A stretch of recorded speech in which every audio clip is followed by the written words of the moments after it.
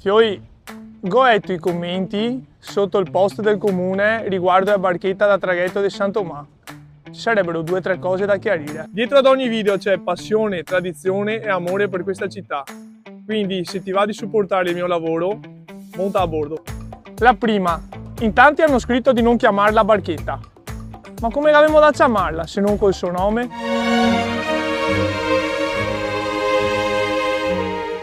Anche il regolamento del 1946 dispone che non possono imbarcarci più di 6 persone nelle gondole, né più di 8 nelle barchette, non compresi i bambini tenuti in braccio fino a 2. Quanto alle barchette, più tozze e capienti delle gondole normali, venivano di regola adibite al trasporto passeggeri e merci fra Venezia, la Gronda di terraferma, i litorali, la Giudecca e le isole dell'estuario.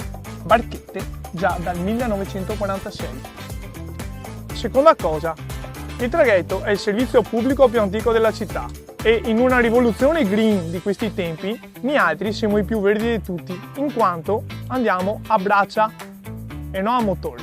Inoltre, essendo proprio un servizio pubblico, fa parte della quotidianità e non è un'attrazione. Terza, tutti scrivono che ci sono troppi turisti, ma in realtà con una barchetta in più le attese si riducono, che già di per sé il servizio è molto veloce. Quindi con 2 l'efficienza è raddoppiata. E a tutti coloro che parlano di tradizione, questa è una bella iniziativa per continuare a salvaguardare un servizio storico, anzi il più storico. Una scelta giusta da sostenere e non da criticare per partito preso. Spero di aver chiarito un po' di cose e se vi va ditemi cosa ne pensate nei commenti.